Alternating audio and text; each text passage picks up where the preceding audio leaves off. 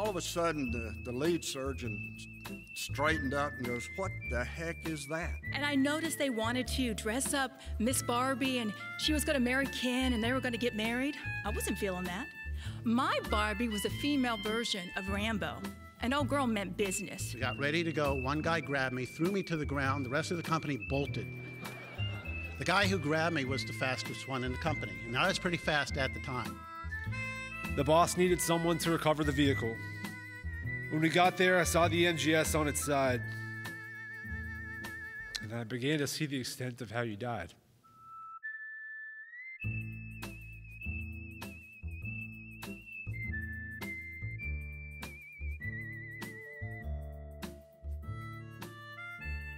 Captain Phil Sussman is a former Scout platoon leader, currently in the Special Operations Training Pipeline at Fort Bragg.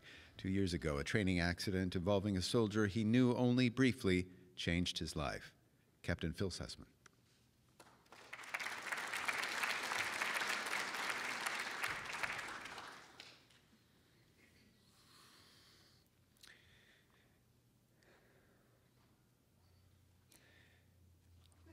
Staff Sergeant Popham. My intent today was to find a place and a time to process your death, honor your life, and figure out how you changed my life in ways I am yet to understand. I came out here today to a nature preserve near my house, to sit by the water, and build you a small tribute of rocks and reflect. The day you died, I had been in denial that anything serious had happened. I woke up from a quick stretch of sleep after I think 24 hours plus of working on, now that I'm thinking of it, the mission that took your life.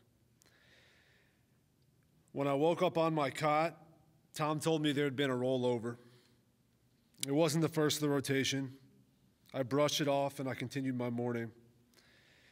But as the morning went on, however, we continued to get updates on the severity of the situation, and I started to learn more about your life. I heard you've been medevaced to a bigger hospital in the city, your second transfer, and that you were in critical condition. Sergeant Keene had been crying, convinced that you were going to die, and I reassured him that you'd be fine. Not long after, the colonel called the squadron together to announce your death, but training would continue. I walked away. I found a striker behind the talk, and I cried uncontrollably while kneeling against the vehicle. Maybe 5 minutes later, the colonel's gunner came to me and said that the brigade wanted a new mission and that I was needed in the talk.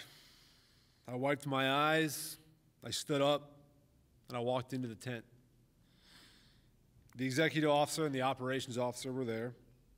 They told me I needed to sit down and write a new mission because I was the one they could count on. I felt like I had literally sent you to die. And now I had to write the plan that would send the battalion once again into the breach. It was one of the hardest things I ever had to do. With tears in my eyes, I wrote the safest plan I could think of. I turned it in, and it was approved instantly by the brigade. And then I was left alone with my thoughts. I had written the plan. I had tracked your route on the map. And then I went to sleep.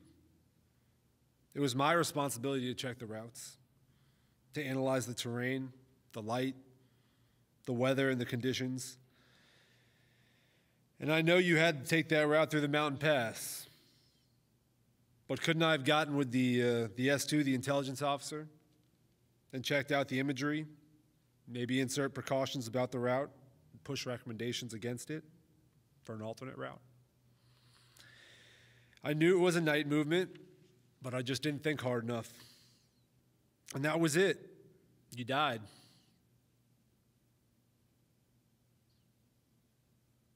And we continued training the next day. The boss needed someone to recover the vehicle. Once again, they chose me because I could be counted on. I went with Staff Sergeant Mefford. When we got there, I saw the NGS on its side.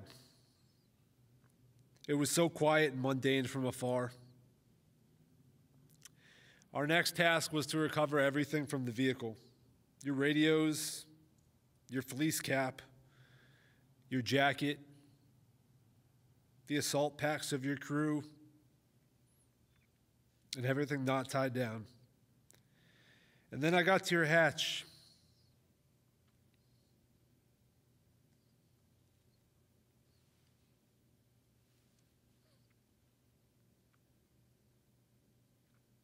And I began to see the extent of how you died.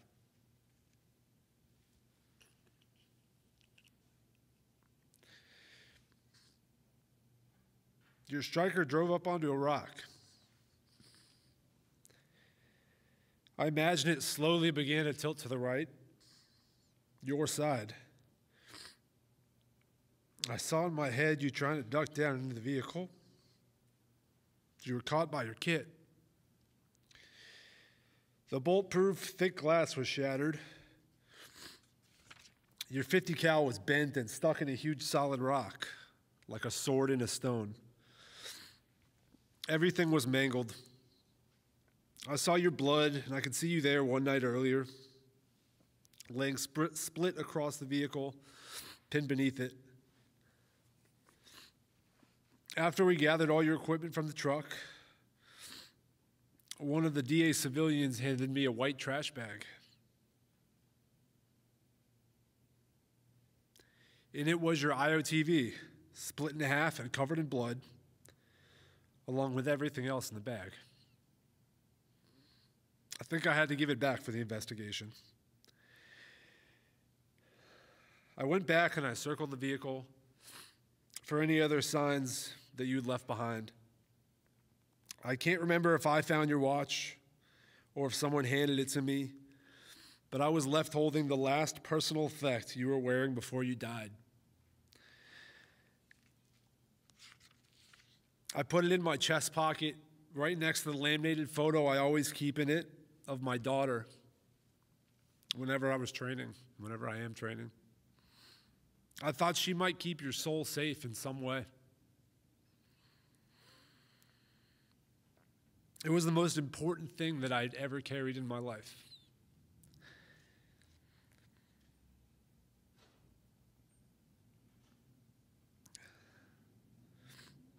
When I got back into the Humvee, I cried to myself. I cried for you. I cried for me. I cried for my daughter. And I cried for the daughter you left behind. I knew she needed to have it, and it was my duty to bring that watch back safe. I'm not going to tell you about all the bullshit I had to deal with getting your equipment, your mangled weapon, and what was left of the vehicle back to safety. But I'll say my sadness turned to anger when I felt like me and Meph were the only ones who cared about the sanctity of your death. But I got your watch back to the first sergeant, and I entrusted him with getting it to your family.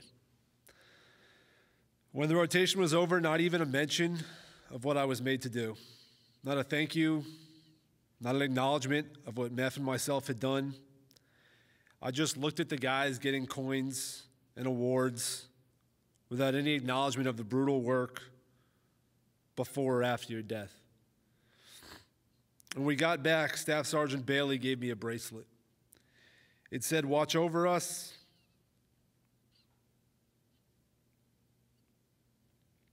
Protect us. In honor of Christopher R. Popham."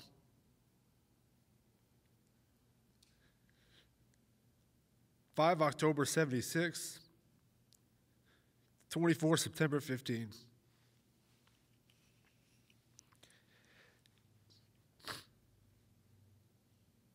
I wore it right away, and I told myself that it was to serve as a reminder of taking planning and training seriously for and on behalf of the lives, the soldiers who execute my plans in the future. I wore it for a year, and now it stays on my bathroom mirror.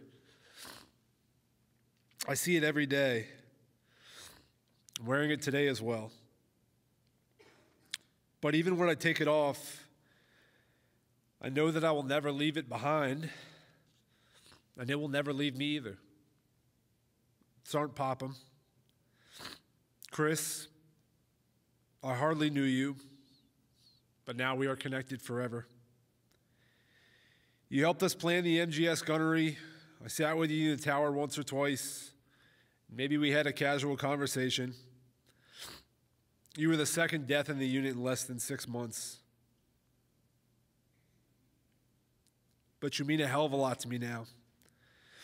They named the motor pool after you. And I heard they had a speech about you the other day. And your accident was mentioned casually in a warning, in a safety brief, which made me irate. But I cried for you again today. I meditated on you this morning.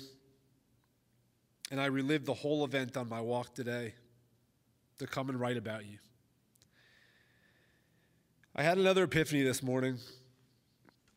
I've been wanting to buy a certain watch for the past 2 years. I looked and looked and looked online to find the perfect watch. And when I found it, I knew it was the one. But it cost $1,000 for the wind-up and $2,000 for the auto version. So I never bought it. I bought one from Amazon for $40. I didn't like it for some reason. It didn't feel right. And I returned it. But I realized this morning why I wanted that watch. First of all, it looks identical to the one that you were wearing. Second, I don't want my daughter to get a Garmin or a shitty digital watch to remember me by if the tables turn and it's my turn to go. But I never realized that until this morning. That's the second epiphany in as many weeks about 2 separate deaths and how they affected me in subtle ways I didn't know were inside me. As time goes on, though, I hope to continue to realize these things that are hidden beneath the surface and do things to lighten the load in my chest and on my shoulders. But what is it that I really want to do? Is it helpful to buy a watch in the case that I die and it goes to my daughter? It's morbid. Maybe it's the wrong answer. Or maybe it'll bring me peace. You didn't know me, but I'm a spiritual man. I'm not sure I even believe God exists sometimes, but somehow I believe truly that you're watching over me and all of us. Your soldiers, your brothers in arms, and maybe next time I'm overseas and I get that feeling in my gut that something is wrong, maybe part of that will be you. I hope that you are at peace. I'm on a path to find mine.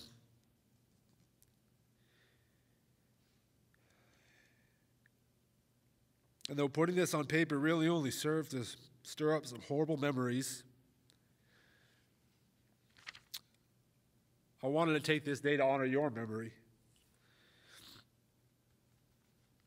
You're not forgotten, nor will you ever be forgotten. I've heard it said before that as long as you live on in someone's memory, you're never gone. I hope to always keep you alive in some way. I'm torn now as well. Part of me wants to put this online to honor your memory and have more people read it and speak about you, the last moments of your life, and your effect on a soldier who you hardly knew. But I don't have to make that decision today. I will still continue to honor you, to speak your name, to love, and to tell those around me that I love them, and to do whatever I can to find peace in the world, within me and with my past. Be at rest wherever you are. And though we hardly met, I still love you as I love my military brothers. I want to finish this with a quote from the Bible, even though I'm Jewish, that was used after the deaths of 2 police officers in Tampa, where I'm from, and it always stuck with me through the years. Blessed are the peacemakers, for they shall be called the sons of God. Thank you.